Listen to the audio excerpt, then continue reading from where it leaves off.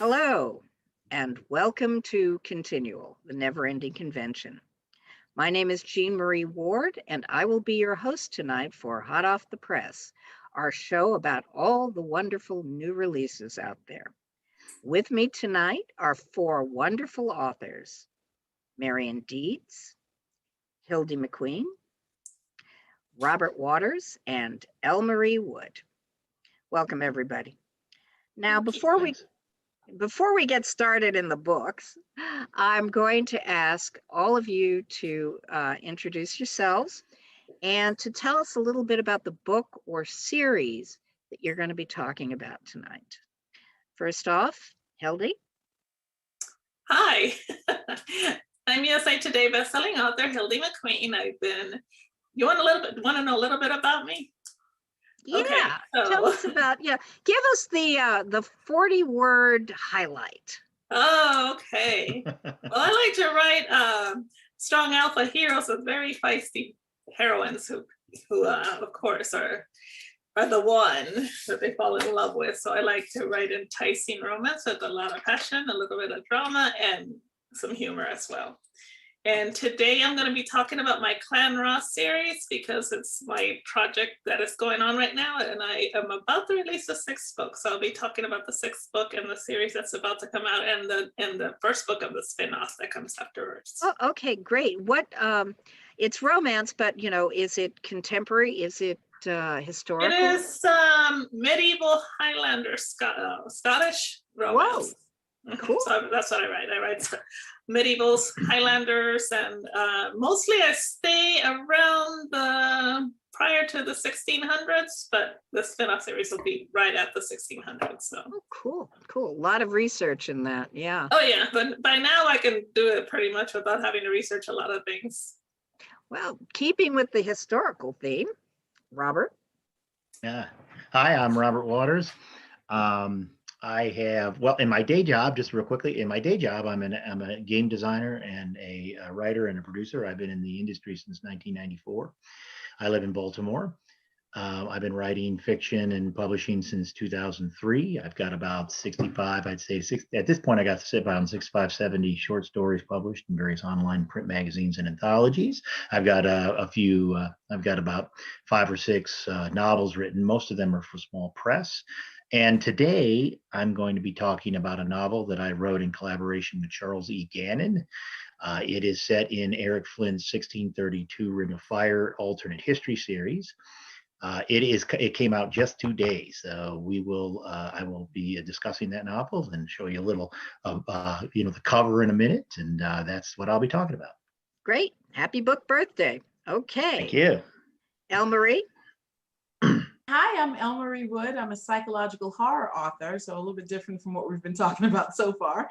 I'm going to be talking about a book called Telecommuting. It's actually a novella called Telecommuting today, and it's really it's born out of what we've been dealing with and the situation we all find ourselves in, where we're working from home. But working from home means a lot of different things. I have been I don't know, I guess I had about 150 short stories published in various publications online and in anthologies and print anthologies. My novel, The Promise Keeper, which is going to be re-released in 2000. Oh gosh, it is 2021. It's coming out in May.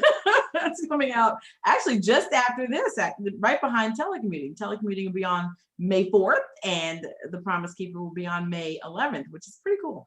But that novel won the Golden Stake Award, and I've just had a good time being in the industry since I guess about 2004. So yeah, I'll be talking about telecommuting today though. Okay, cool. Marion. Hi, I'm Marion Deeds. My day job is I'm retired, so that's nice. The series I'm going to talk about is the Copper Road series, which is available from Falstaff. And actually, Copper Road, the second book, has been out about 2 months. It came out in February.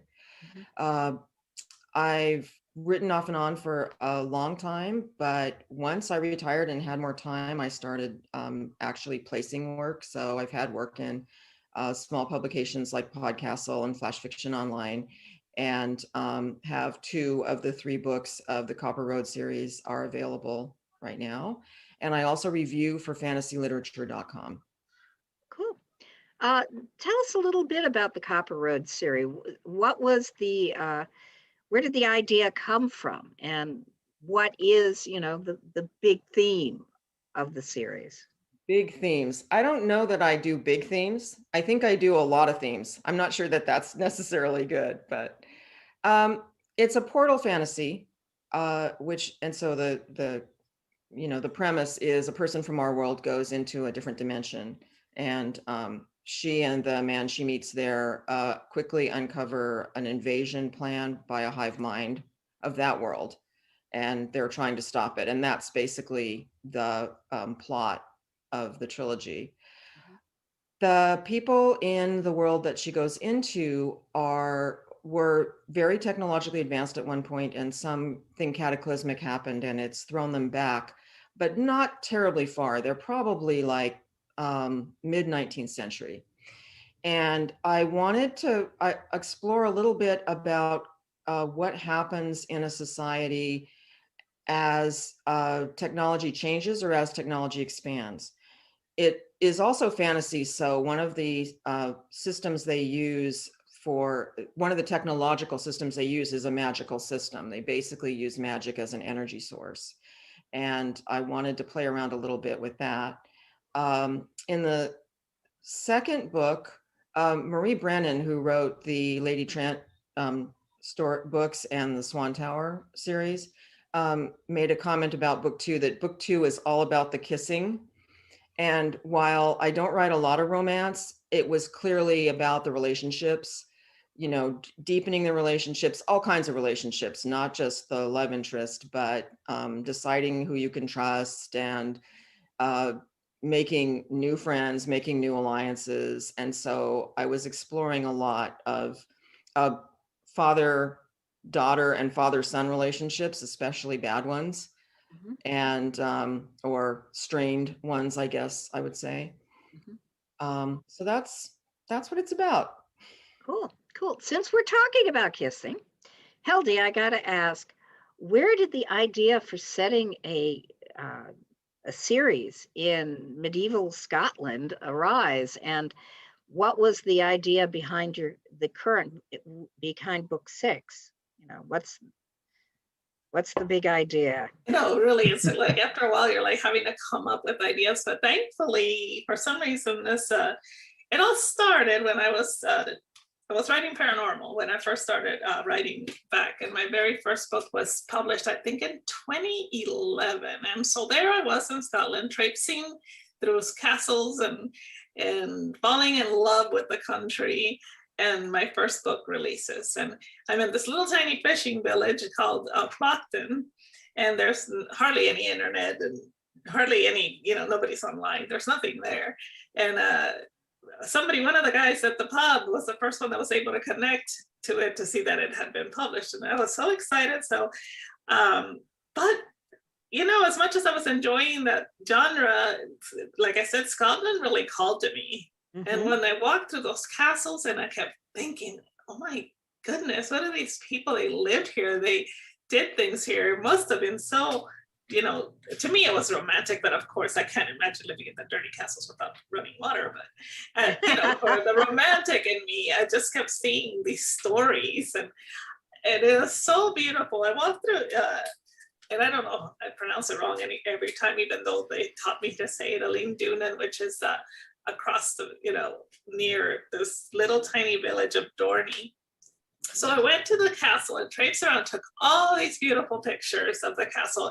And as I was walking away, I kept stopping and turning around, and I was almost crying. I didn't want to stop seeing it. I knew that once I left, I don't know if I would ever come back to see it again. Of course, now I'm planning to return. Mm-hmm. But I just, like I said, fell in love with Scotland and the people and the whole idea of what it would be like to fall in love back then. It just became like an obsession almost. Mm-hmm. And so I started doing a lot of research about life in medieval Scotland, about the traditions, and they were so very different than, let's say, medieval England. Mm-hmm. which is their neighbors, but they're, you know, they had a lot of liberties there that the English did not. The English were still so stuck on proprieties and rules of society, where the Scottish were a lot more lenient. And because of that, they were called barbaric, but really it was because they were so much more free. You know, the women had a lot more freedom to do things. They had one holiday, and I keep wanting to remember it. I don't remember what it is, but it's where the women go and they find a guy that they like, and they can take the guy. Just like Sounds choose. fair to It's like me. what is that one, Sadie's Day or whatever we have? Mhm. So they pick a guy. Sadie and, Hawkins Day. Sadie Hawkins Day. yeah, it's like that, but it's, Yeah. you know, it's called something else I can't remember. But anyway, they could, you know, make out with a guy, and it wouldn't have any repercussions. There was no such thing so much as like your reputation's ruined and all that. They didn't have that. So I like that part of it.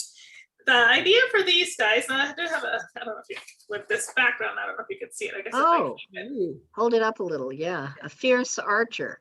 Yes. So this is the 6th book in the Clan Ross series, and this is brothers that live in the Highlands, and actually they live on the opposite coast over near Inverness. What is Inverness now? And it is a clan. It starts off with their father, who is a very well respected laird, being killed by this young guy. Mhm. And they're starting to his sons are coming to terms with who they are and how their new hierarchy is going to work, and you know, having to fight battles with this other clan without their father to guide them and lead them. And so it's all about how they all come into being themselves. This guy that's in this book, his name is Ewan, and he came from the Hebrides, which are the islands off the coast over Plockton, where I was at. And he is their cousin, and he's there to help out. And he kind of left home, and in his book, you find out why his he's kind of adrift. He's left home. So he tries to find a place there, because he is like the sixth, is he the 6th one? No, he's the 5th in 7 siblings. So he is kind of doesn't have a place in his home. And so he comes there to the Clan Ross to find his place. And he is an archer by the title, the Fierce Archer, and he's a really, really good at archery. So his play, one of the things he does is he knows how to shoot 3 arrows at the same time. And Wow. he can do it. It's like trickery, you know, they used to practice and do all these different things. Unfortunately, he kills a laird with 3 arrows, so it kind of gives it away when in a competition he does that trick, and people all of a sudden the heads are turning. He's like, I probably shouldn't have done that. Probably Now they know not. to kill the guy. And being a laird, he was probably the host, and it's always a bad idea to kill your Oh host. yeah. So Yeah, anyway, it was a fun book. Since we're on the subject of killing, the thing goes naturally to my mind to horror and psychological horror. Could you tell us a little bit about the idea behind telecommuting, Marie? Yeah. Sorry. No, it's fine. Well, it's funny that you say killing. Psychological horror, like, you know, and there is killing. Of course there's killing, but psychological horror is just kind of like quiet. It's very quiet. And this is a really nice slow burn sort of story where you're dealing with what, like I said, like what we're all dealing with now. We're at home, you know, we're working 24/7, because when you're at home, there's no more time in the car or commute. You know, you don't get that break in between. And especially depending upon the type of job that you have, you might be a resource that's just available at all times. And so being at home has changed the dynamic such that now people are really taking you up on that offer, if you will. Mm-hmm. And they're calling all the time at any time.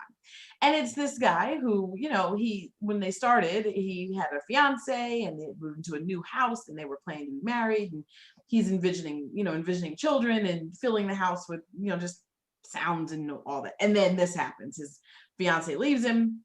He's working from home, mm-hmm. but there's nobody home. So it's kind of just him there, you know. And so he's talking about, you know, he feels his days and all he can ever hear is his own voice. You know, then he doesn't turn on the television very often, because just, you know, when you're working in a specific job where you're kind of tethered to your desk, you don't have the opportunity to really consider getting up and turning on the television. It's more of a distraction. than than anything else. So he's sort of just wallowing in it, if you will. He's like, I'm alone, I'm in here by myself, and now I like it. I don't even want to go out. But at one point I didn't like it. Now I don't even care. And in that shift, something starts to happen in his house. And he starts to notice it. But then by the time he actually gets the chance to actually visualize what is going on, it's far, far too late. Yep. And one could see that this pandemic would really be an inspiration to something like that. Yeah. Absolutely. Yes, the world has changed to telecommuting. That's for sure. Well, I hope it doesn't turn to the telecommuting that I wrote about. I hope so too. I have a feeling it's bad. Well, we're going back to a time with you, Robert. We're going back to a time where plagues didn't have vaccines, much less the internet. Could you tell us a little bit about your latest entry in the world of 1632? Yeah. So the novel that Chuck and I have just recently written, I wrote it with Chuck Gannon. It is 1636, Calabar's War. And there is the picture of it. Not really sure which one is Calabar per se, but it's sort of an action. Well, who is Calabar and how did you come up with him? Well, okay. So I'll give you a little history about it. Actually, Calabar is a real historical figure. His full name was Domingos Fernandes Calabar. He was what the Portuguese in the 1630s called a Mameluco. He was part Portuguese, part Brazilian native.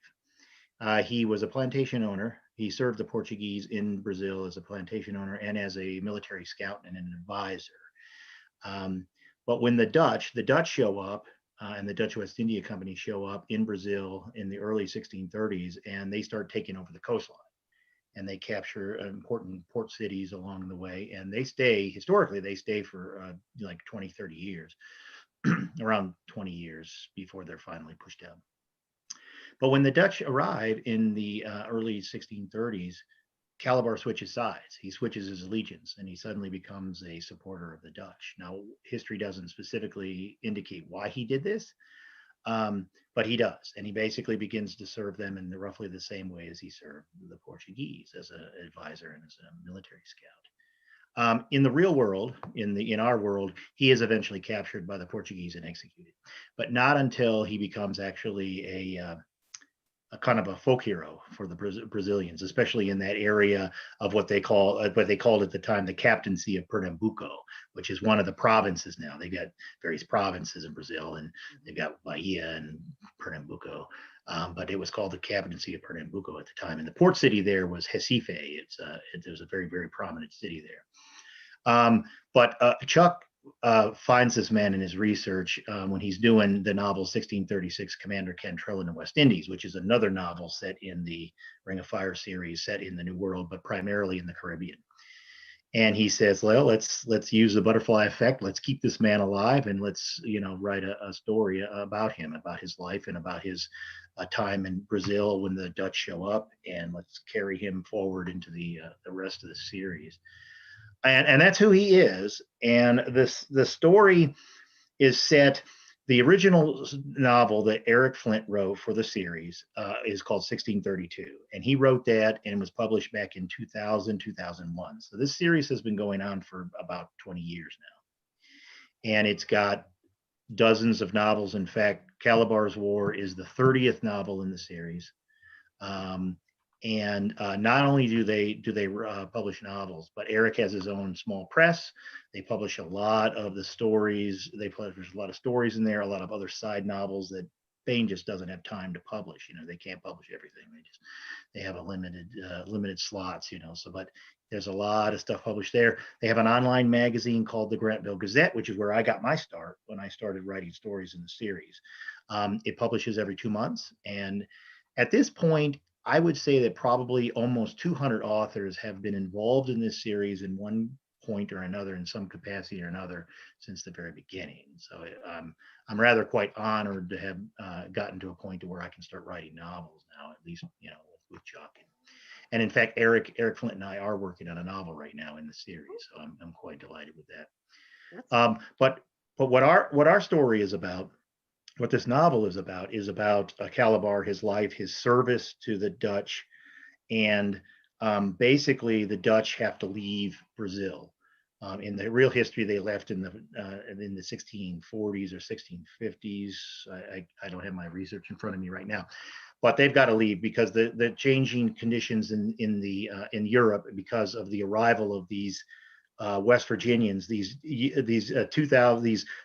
small West Virginia town that was transferred back into time and put smack dab in the middle of the 30 Years' War, around 6,000 people, all of a sudden, find themselves displaced, 300, 400 years into the past. And even though it's a rural community, I mean, they are far more advanced than anything that the 17th century has at that time. So they begin to change the course of history quite dramatically. And the same thing is happening in the New World. Yeah. And of course, this issue of slavery in the New World was already alive and well in the Caribbean and also in Brazil. And in fact, it's probably already been percolating and actually in the process for almost 100 years by that time, probably even longer than that. So it's quite an established institution in the Caribbean and in South America. But it's not going to be tolerated anymore. I mean, it's an institution that has to go. Yes, and that will have a fortunate ripple effect.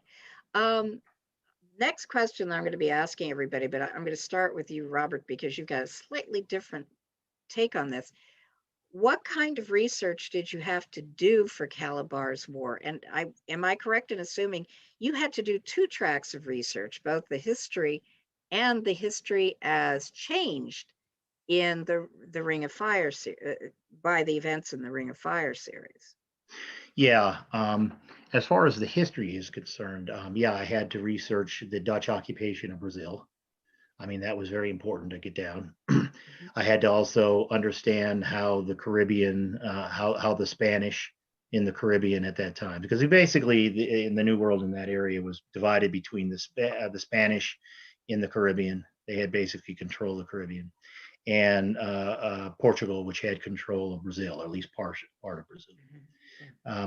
And I had to research all of that. I had to research the Middle Passage of the slave trade from Africa into the Caribbean into Brazil. I had to understand that as well as I could. I had to research the people in Brazil, the power structure of the Portuguese and of the Brazilians. Fortunately, Chuck had done a lot of this research prior to our involvement in this novel, so he had a lot of resources in his possession, so he was able to give me a lot of that. So I had the fortune of having a lot of that given to me, and I had to just read it all and absorb it all myself. But now, in terms of the research of the series, I had started writing stories in it around 2010, 2011. So I had about 3 or 4 years into the series, and I kind of had a pretty good idea of how it was going by the time we had decided to go ahead and write this novel. So I had to, and I had to bone up, and you have to do this all the time. I mean, there's so many people writing in the series and so many novels coming out at any given time in the series that if you're serious in writing in it, you've got to keep up with it. You got to buy them, you got to read them, you got to research them, you got to find out who is in play, who is going where, and what are they doing, and things of that nature. So. Yeah, I know. I was interviewing Eric Flint about 5 years ago now, and he said at that time there were over 150 canonical stories in the timeline, not including the novels. So I know was an immense amount of research. Marion, you have a slightly different challenge. You're researching prepping for a portal fantasy in a world that is not quite Victorian. So how did you do the research for that? A lot of it was me sort of imagining how it might go if it wasn't Victorian, but it was roughly that time period. But I actually had to do research on things that will sound odd, because they're not what I talked about at the beginning. I had to do a little bit of looking around about geology because there's a cataclysmic thing that happened in this world that means the geology doesn't always make sense. And the character from this world who goes into that world has an interest in geology and she notices it. So I had to look some of that up. I had to refresh myself on horses. I grew up around horses when I was a kid, but I've been away from them a long time. And there are several horses in the second book who, you know, people are actually around the horses. They have to deal with the horses. So I had to remind myself about that. And some textile stuff because I wanted one of my characters to be kind of the fashionista of the small town. Mhm. And so I did some, this is all really fun. I say research like, oh yes, I had to go and look at beautiful embroidery from the mid 19th century. And I had to look at how dresses were put together and I had to figure out how sleeves would attach. Oh, the humanity. But that, and then with the third book, which I'm working on right now, I had to go in a completely different direction and I had to research power plants and electricity, which seems weird because I said it's magic, but they use magic as a power source. And some of the issues of channeling magical energy in my world are similar to channeling electricity. But I lucked out because one of the people in my writers group is a retired electrical engineer. So he really helped me out. I was like frantically emailing him, Brian, what if they, okay, you know, they don't have insulated wire, but what if they use leather? Could that work? You know, and all of this. What if they use magic leather? Could that work? And he was a great help. So those were some of the things that came up. Oh, that and language, because I wanted this sense of linguistic drift, that the primary language in the country she ends up with has borrowed words from another language, but they have changed pronunciation over the generations.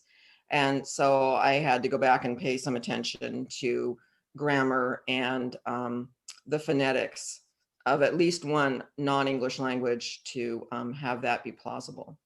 Cool. Oh, that's cool.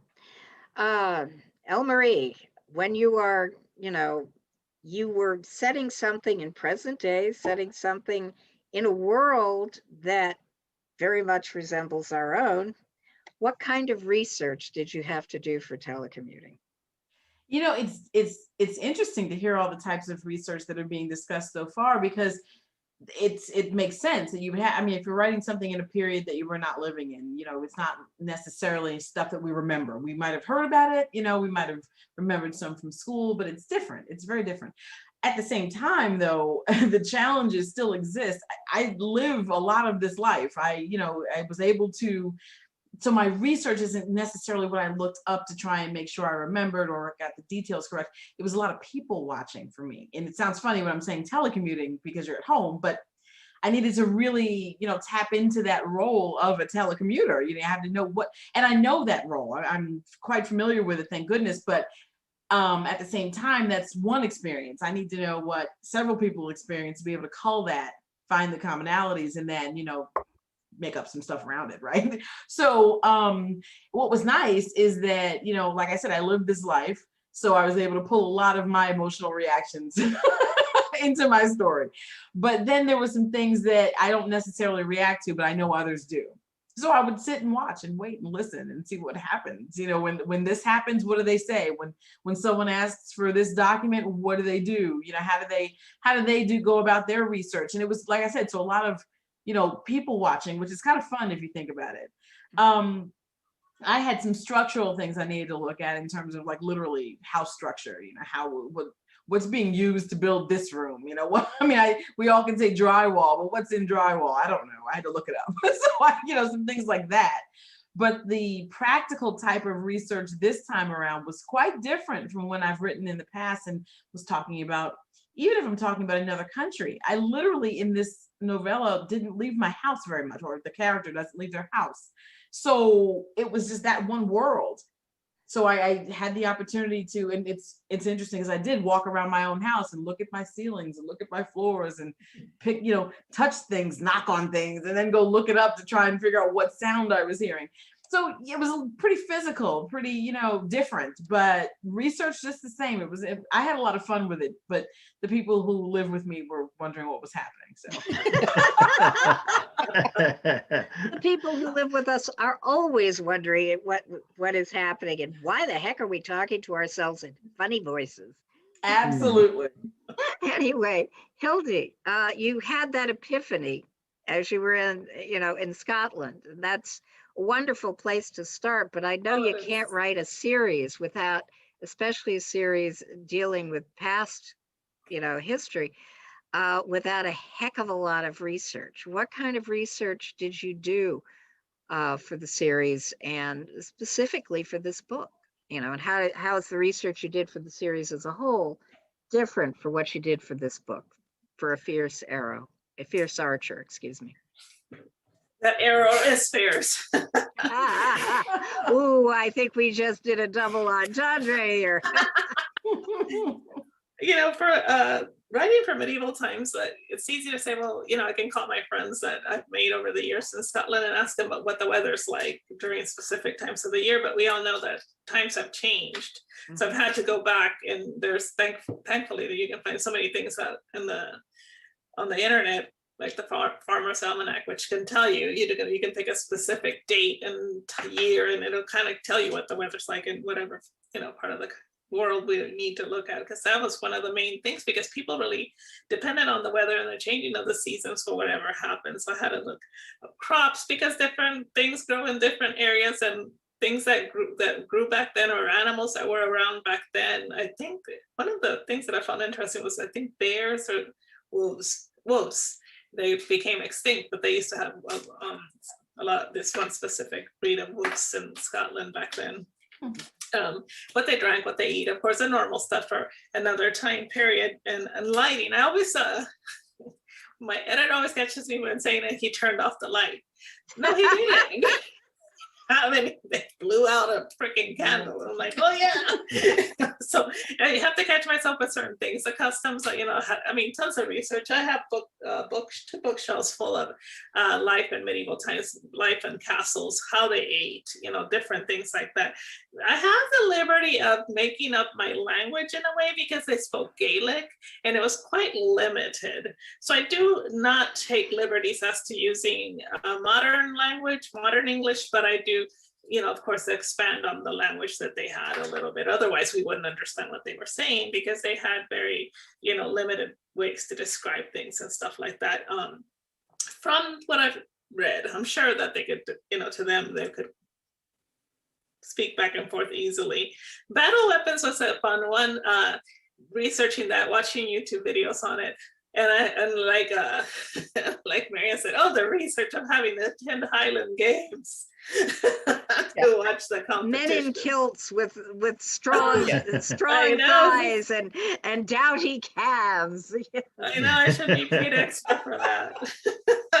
So that's been one thing I've done, is a lot of attended Highland Games, researched the battles. There are people that reenact those things, and they're very, very knowledgeable in the different medieval weaponry that they used. And that's one thing. For this one, I did a lot of research on archery, which I don't know anything about. I don't know what anything's called, the thing they put on the gauntlets and all this weird stuff that they have to use and wear, and what each part of the bow is called. I don't know any of that. So I had to kind of look a lot of that stuff up.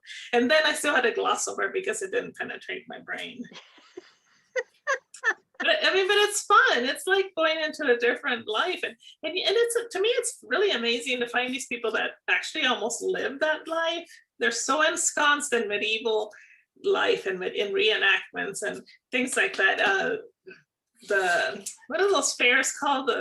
They have those Renaissance fairs. Yes, I've gone to like 5 of those, and it's so cool. But they speak, the people that attend these, they speak like medieval style, and they act that way, and they have use a lot of the customs, and so that's kind of cool, because you kind of get to see it live, and it really feeds your imagination and gets you going. So I've done all of that, all that horrible suffering. The suffering we do in the name of art. Yes, I understand. We all are afflicted with it. Yes, indeed.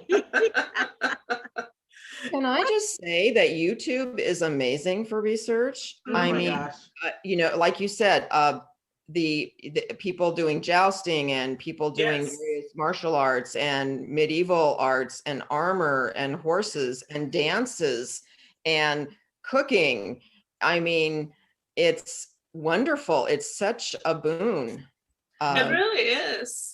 And I know that there's places you can go to that do jousting, that restaurant, I can't think of the name of it. Medieval Times, I think is the name Yeah, of it. medieval Yeah, times. medieval Yeah. times. And also at the Renaissance festivals, they do jousts and they do the demonstrations of things that, and we think our life, it's like, wow, back then it must have been so boring. They did so many interesting activities and, you know, entertainment, and we sit there with our mouth open, and then when you leave, you think that was so simple. They sat there and told a story and made us laugh, you know, and Yeah. you know, they didn't need all the stuff that we have now. Or charged another person in armor with a lance and tried to knock him off a horse. Yeah. Yes. Yeah. Real Or simple. served me a massive turkey leg and just stuck it on this metal plate. I'll never forget that. I was like, and I'm to pick it up like this? Okay, then. Yeah, but you know, it would have had to have been after the Renaissance period where the turkey leg shows up, would have had to have been after like 1520 or thereabouts, because Yeah, they ate peasants and yeah, because turkey they is a even New World peacocks. dish.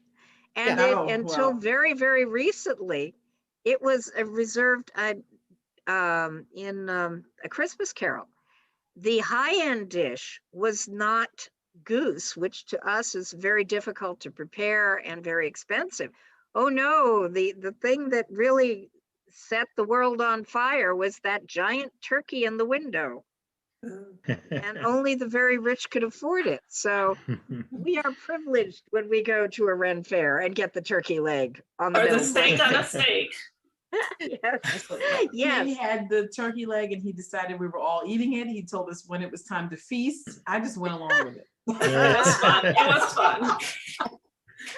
What was the most, Hildy, what was the most surprising thing to you about writing the book? What surprised you when, you know, you've done 5 other stories in the world of the Clan Ross.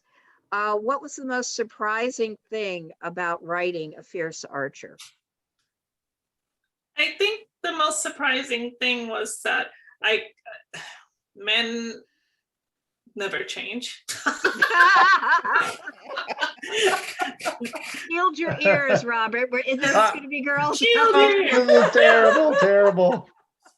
Is that, you know, and I don't think, to me, it's not that they don't share, but sometimes to them it's like a protective thing. Is if you don't tell her everything, then you're kind of protecting her. So it's, you know, it's the protective nature of men, and in that protectiveness they make those mistakes, and I suppose it's because that's their instinct to, you know, keep their partner or whoever they love safe. And so so I think that when I thought about it, and Ewan keeps a secret from her because he doesn't want to deal, or her to think less of him. So in a way, he's protecting himself. And when it comes out, of course, it creates havoc and chaos. And like most people that get caught in a situation they don't know how to handle, he takes off. Like, okay, you know what? I'm gone. Which does not solve anything. But when I was writing it, because when I got to this point in the book, I was kind of like, what am I going to do? Because when she finds out, she's going to be really mad. And, you know, she finds out that he may still be married. And here they're betrothed and they're planning a wedding. And he doesn't even know if he's still married. That is kind of a big thing to overlook. It's kind of a big thing. And so he just thought, you know, if I don't tell her, she won't know. Eventually, you know, he planned to go down there and find out before the wedding, but he didn't think that there was no need for her to worry her pretty little head over it. And she didn't hit him over the head with the bed warmer? She didn't get a chance to. He took off.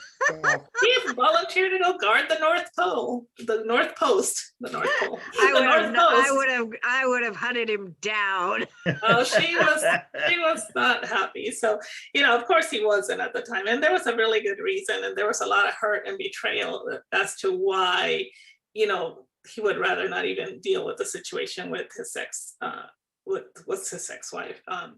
And that was one other thing that was surprising me, is that, divorce was an option back then. Yeah, it was. Yeah, so anyway, he was divorced. He had asked for a divorce from the laird, and it was granted, but he had took off from there too. So I guess he's one of those guys that just takes off whenever things get rough.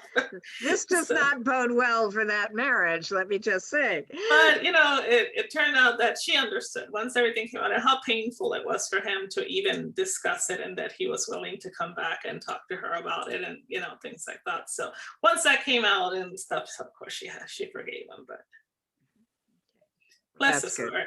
Bless his running away heart. Bless his heart. You know about how us Southerners, what we mean when we say bless their heart. Bless his little hunky heart. There he is before he ran away. Yes, good thing he's pretty. That's all I can say. Anyway, Elmarie, what surprised you about writing telecommuting? The emotional range that I was able to pull out of this character when he was pretty much alone.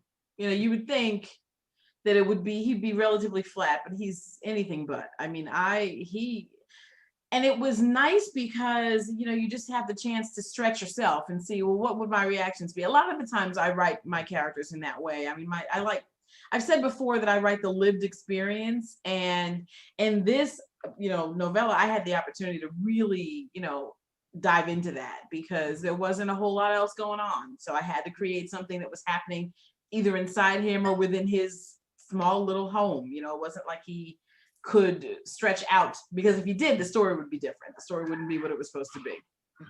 So you muted I was yourself. able to, I'm sorry about that. I was able to just pull more than boredom, more than, now I'm just going to be a hermit. Now I don't want to talk to you. I was able to pull and watch him go through that transformation, which was pretty amazing. I mean, I was surprised when there's an emotion that I don't want to discuss here because it kind of gives away the meat of it. Understood. But when he got to that point, I was kind of sitting back going, well, that's awesome. Wow.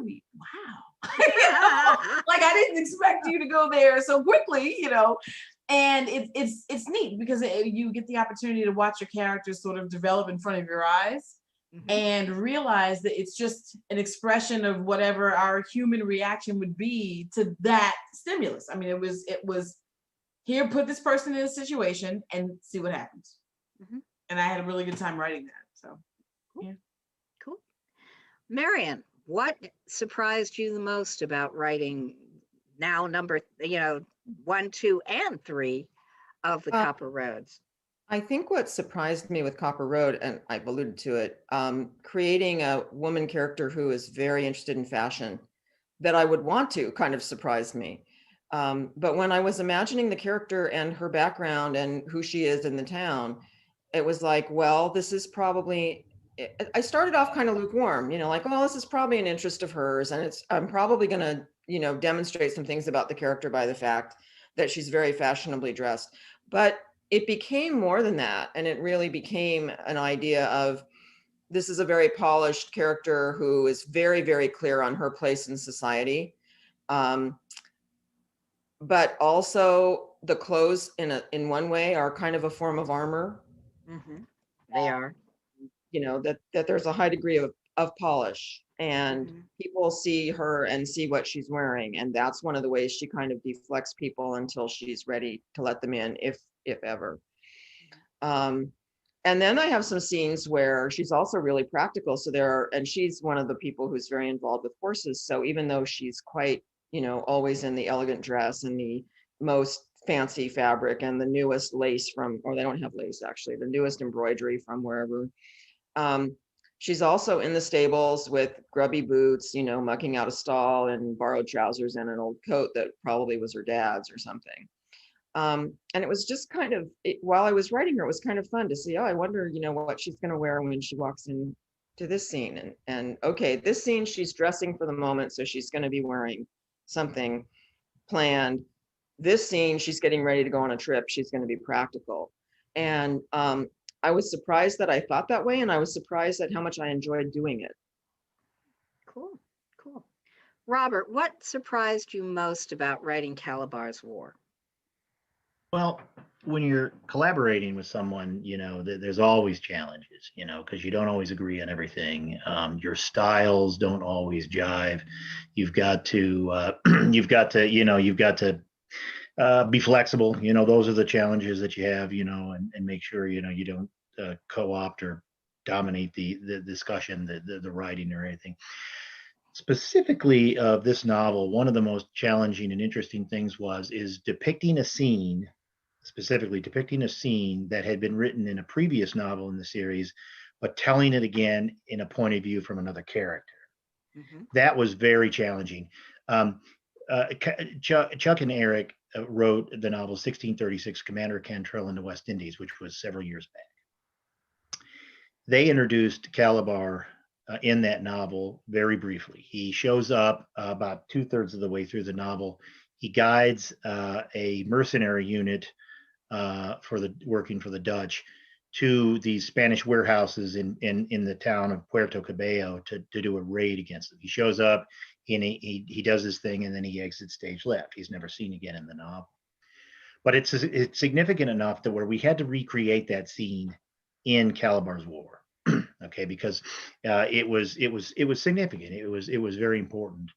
So I thought going into writing that scene, this is going to be easy because I could just basically say the exact same thing that Chuck had said several years ago, but just change the point of view. Mhm. And so I write the thing, I under this assumption, I send it to Chuck. He says, "This ain't working. This ain't working because you're not telling me enough about what's going on around Calabar. It's like, and he was explaining it, and Calabar could be maybe 50 yards away from the mercenaries because the original point of view is from their point of view. Mhm. He could be 50 yards away, 100 yards away, and the battle could be totally different. And you're not depicting that. You're not showing it really. You're not expanding the scene. So I had to go back and recalibrate my whole thinking on the scene, and I had to basically rewrite it. And it did eventually came out, and I think it came out really well. But that was one of the most challenging things, going in with this assumption it was going to be easy peasy, easy piece of cake, and then having to rewrite it again. So it was an education on my part.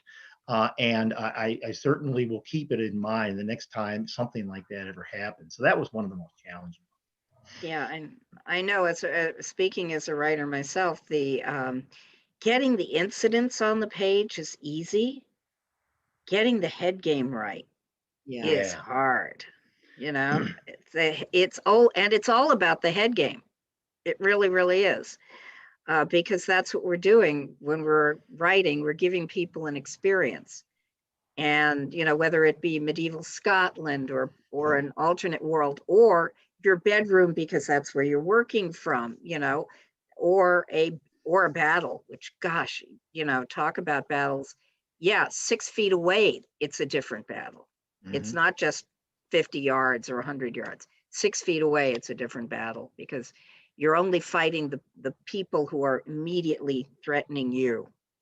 So Exactly, and that was what I was not portraying in that scene. I was basically showing the scene through his eyes, but showing how these mercenaries were being affected, and I wasn't showing specifically what he was dealing with in that particular moment. So that was what I had to go back and look at.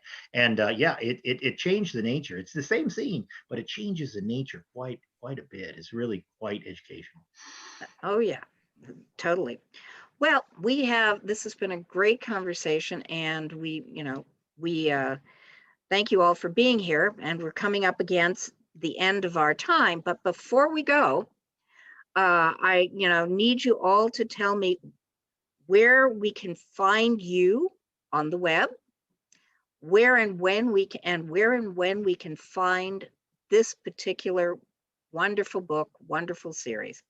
So, Robert, if you could start for us, where can we find you on the web, and where can we find Calabar's War? Okay, so I have a website. It's called www.roberternestwaters.com, all one word, roberternestwaters.com. You can go up there, see pretty much everything that I've done. It's not totally up to date. It's fallen behind a little bit because of the pandemic, but it's more or less pretty much up to date.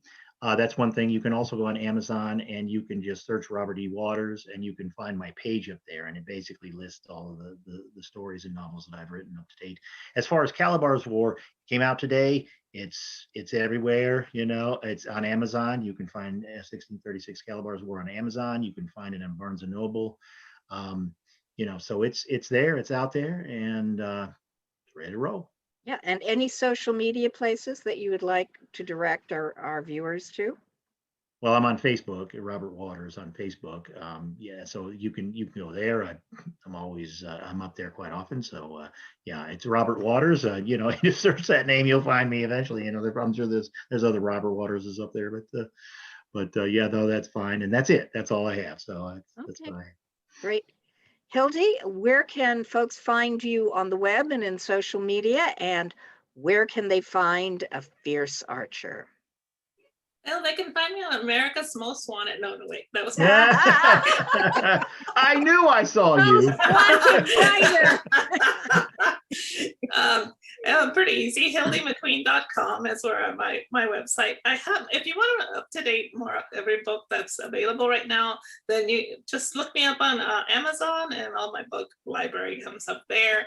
I am very active on Facebook, Hildie McQueen, just facebook.com/Hildie McQueen, and then Instagram, the same, Hildie McQueen Writer. So that's my social media I use the most, is Instagram and Facebook. And once you get in Facebook, then make sure to look up my readers groups, because then you guys get the inside of all the secrets.